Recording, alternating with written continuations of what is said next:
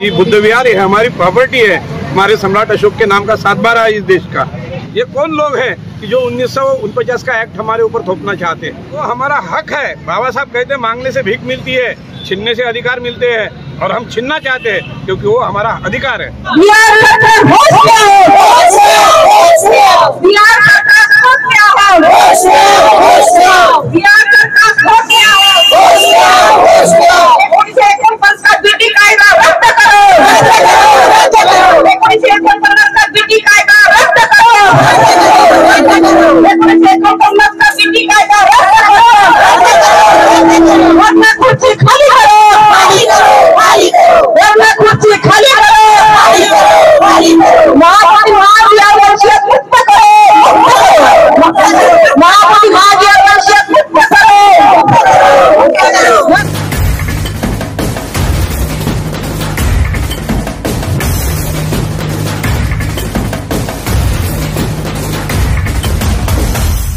साथियों नमस्कार, आप देख रहे हैं हमारा YouTube चैनल।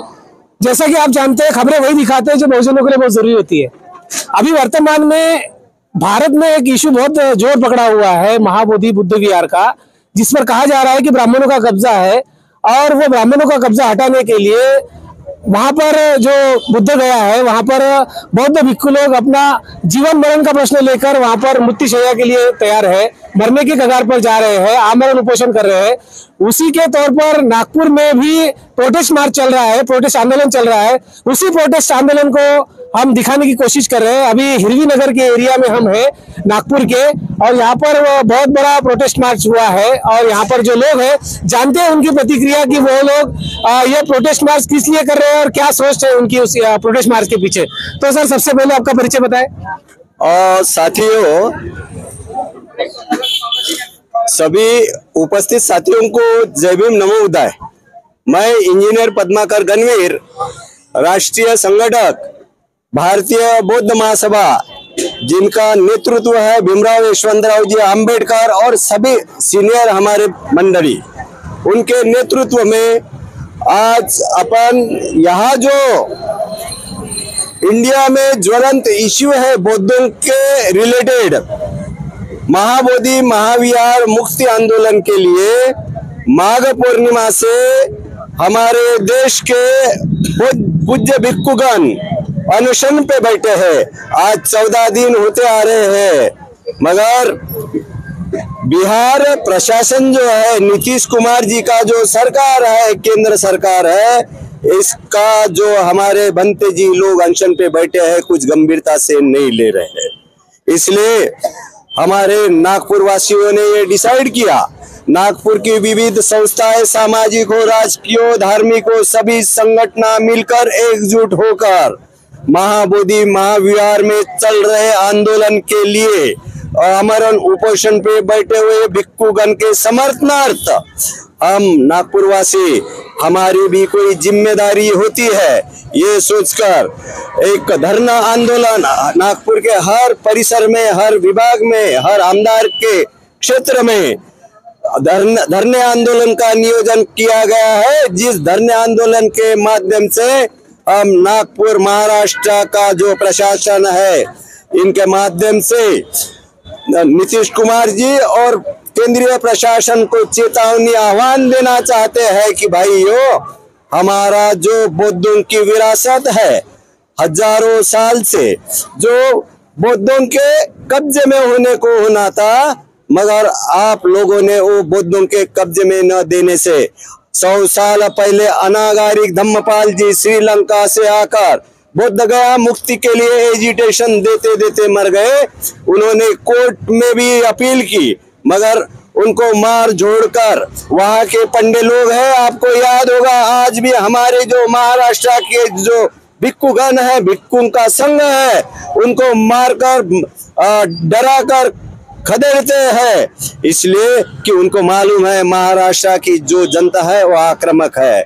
और हम उनको समर्थन देने के लिए, भिक्षुगण को समर्थन देने के लिए महाराष्ट्र की हर गांव, शहर, तबेले से हजारों की तादाद में हम बोध गया में अनशन करने के लिए जाने वाले हैं। हमारी मांग इतनी है कि बौद्धों का जो ये है पंडों के कब्जे में है क्षेत्र। आज सर आपको रोकना चाहूंगा, सबसे बड़ा सवाल ये है कि कोर्ट ने जो निर्णय दिया है 1949 को, तो उसका भी आप कह रहे हैं कि वो भी हटाया जाए, इसका क्या कहना है? हाँ देखिए भाई, डॉक्टर बाबा साहब आम्बेडकर जी ने 1950 को यहाँ कॉन्स्टिट्यूशन दिया है, उसमें 13 जो ये है आर्टिकल्स, वो 13 आर्टिकल में ये लिखा है उसके पहले के जो अंग्रेज के जमाने के जो भी ये होंगे एक्ट और निरस्त किया जाए। 1949 में जो एक्ट इन्होंने बीटी एक्ट बोलते हैं, बुद्धिस्ट टेम्पल एक्ट, वो टेम्पल एक्ट में उन्होंने हमारे ऊपर बहुत अन्याय किया। आपके याददाश्त के लिए, मालूमात के लिए बता दूं, वहाँ 9वां जो आदमी रहता है वो कलेक्टर रहता है, मगर इन्होंने वो कलेक्टर भी हिंदू होना करके एक क्या 1999 में मोमेडियन कलेक्टर वहाँ गया डिस्ट्रिक्ट में नियुक्त किया गया, मगर उनको जब वो फेवर करने लगा बौद्धों का तो उन्होंने ताबड़तोड़ उसकी बदली करके वहाँ बम्बन कलेक्टर लाया और उसके बाद उन्होंने अमेंडमेंट किया कि बोध गया का 9वां जो अधिकारी रहेगा वो हरदम के लिए हिंदू ही रहेगा। ऐसे पद्धति का जो एक्ट है 1949 का एक्ट रहे या जो इन्होंने 9वां जो आदमी ये होना उसमें चेंज कर दिया, तो ये एक्ट निरस्त करके 1950 के जो संविधान है, कॉन्स्टिट्यूशन है, वो माध्यम से हमारे बौद्ध लोगों को न्याय देने को होना, ऐसी हमारी बौद्ध लोगों की धारणा है। हम सभी यही अपील करते हैं केंद्र शासन और नीतीश कुमार जी के शासन से। अभी आपको रोकते हैं, बाकी महिला भी है, महिलाओं से बात करते हैं। आपका जो आंदोलन चल रहा है, महाबोधि महाविहार मुक्ति आंदोलन चल रहा है, इसके बारे में क्या कहना चाहेंगे? सबसे पहले आपका परिचय बताएं। मैं पपीता खोबरागड़े, भारतीय बौद्ध महासभा नागपुर महानगर नगर के अध्यक्ष हूँ। भारतीय बौद्ध महासभा के माध्यम से हम जो ये आंदोलन छेड़ रहे हैं, ये आंदोलन इसलिए छेड़ रहे हैं कि तमाम समाज के जो लोगों के विहार है, मंदिर है, मस्जिद है, गुरुद्वार है, वो सबके उनके ट्रस्टी वही समाज के लोग हैं। तो जो महाबोधि महाविहार जो है वहाँ की भी ट्रस्टी बौद्ध ही रहना चाहिए। धन्यवाद मैडम। आप अपना परिचय बताएं। मैं शांता चंडे, वंचित महासचिव वंचित बहुजन महिला आघाड़ी। क्या कहना चाहेंगे जो महाबोधि महाविहार मुक्ति आंदोलन गया में चल रहा है और वहाँ पे भंते जी लोग आमरण उपोषण कर रहे हैं, इसके बारे में क्या कहना चाहिए?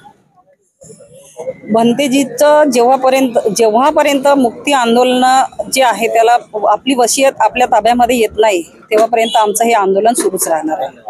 धन्यवाद मैडम। आप यहाँ पे सबसे बुजुर्ग महिला लग रही है और आप भी इस आंदोलन में शामिल हुई है, क्या वजह है कि आप इस आंदोलन में शामिल हुई है? पहले आपका परिचय बताएं। मेरा नाम कविता गनी जी। मैं यह तथागत विद्याविहार से उपासक हूँ जी। मुझे भी ऐसा लगता है कि महाबोधि ये आंदोलन है, ये चलना चाहिए और हमें उसकी सिक्योरिटी मिलना चाहिए, हमारे इसमें आना चाहिए, इसीलिए हम ये आंदोलन करते हैं। धन्यवाद। जल्द से जल्द सरकार दखल ले, क्योंकि हमारे जो भिक्खु लोग और बाकी के भिक्खु संघ और बाकी के लोग जो वहाँ पर बैठे हैं, तो उनके मार्फत और हम सब लोगों का एक सरकार से हमारी मांग है कि महाबोधि महाविहार यह बौद्धों के स्वाधीन किया जाए। जो आंदोलन चल रहा है, महाबोधि महाविहार बचाओ आंदोलन चल रहा है, तो इसके बारे में आपकी क्या राय है? आज जो आंदोलन हुआ हिरवी नगर में नागपुर के, क्या राय है आपकी इसके बारे में? राय क्या है, तो हमने आयोजन किया है इसका और ये हम चाहते हैं, दिलो जान से चाहते हैं, मरते दम तक चाहते हैं कि बुद्ध विहार ये हमारी प्रॉपर्टी है, हमारे सम्राट अशोक के नाम का 7/12 है इस देश का, तो हमारी प्रॉपर्टी हमारे अंदर में होना चाहिए। लेकिन कोर्ट का जो निर्णय है 1949 का, इसका भी आप विरोध कर रहे हैं ना? भाई साहब आप सोचिए, देश आजाद हुआ 1950 में और संविधान भी लागू हुआ 1950 में। जब आजाद हुआ है तो संविधान भी लागू हुआ है, तो संविधान के पहले जितने भी कोर्ट के आदेश हो या अन्य सर्कुलर हो वो तो ऑटोमेटिक निरस्त होते हैं। ये कौन लोग हैं कि जो 1949 का एक्ट हमारे ऊपर थोपना चाहते हैं? तो क्या चाहते हैं आप? जो आंदोलन आप चला रहे हैं या फिर जो वहाँ पर आमरण उपोषण कर रहे हैं, तो क्या चाहते हैं आप? चाहने का नहीं, वो हमारा हक है। बाबा साहब कहते हैं मांगने से भीख मिलती है, छीनने से अधिकार मिलते हैं, और हम छीनना चाहते हैं क्योंकि वो हमारा अधिकार है। क्या रणनीति होगी इसके आगे? रणनीति तो बहुत सारी रणनीति है, अभी सभी हम जाहिर करेंगे तो बात तो नहीं बनेगी, लेकिन हम ये पहली स्टेप तो अवेयरनेस करना है, जागरूकता लाना है। दूसरी स्टेप हमारी, हम अपने बिहारों तक, अपने समाजों तक, आखिरी के पायदान तक जाएंगे, लोगों को जागरूक करेंगे और अस्मिता के लिए, स्वाभिमान के लिए, हक और अधिकार के लिए, बाबा साहब के विचारधाराओं के लिए हम उसको लड़ाई के लिए तैयार करेंगे। अगर नहीं मानते हैं इससे भी तो वर्ल्ड बुद्धिस्ट फोरम है और इंटरनेशनल कोर्ट है, ये सब हम जायज करेंगे और नहीं मानते तो फिर हम अपनी शक्ति का उपयोग करेंगे। धन्यवाद। तो साथियों, बुद्धा ने कहा है कि संघ बनाए बगैर और संगठित हुए बगैर हम कोई भी कार्य कर नहीं सकते। बुद्धा ने जिस तरह से कहा था उसी तरह से आंदोलन अग्रसर हो रहा है। संगठित शक्ति के साथ में यह आगे बढ़ता हुआ हमें दिख रहा है। अभी ये आंदोलन कहाँ तक पहुँचेगा और कितने लोगों तक पहुँचेगा, क्या ये संगठित कार्यक्रम हो पाएगा, क्योंकि इसके पहले भी महाबोधि महाविहार मुक्ति का आंदोलन चला, लेकिन कहीं ना कहीं वो रुक गया। क्या यह आंदोलन आगे बढ़ेगा? क्या बौद्धों को उनकी विरासत वापस मिलेगी? इसकी पल पल की खबर आपको देते रहेंगे। आप देखते रहिए हमारे YouTube चैनल, लोगों तक पहुंचाते रहिए। लाइक कीजिए, शेयर कीजिए, सब्सक्राइब कीजिए। धन्यवाद।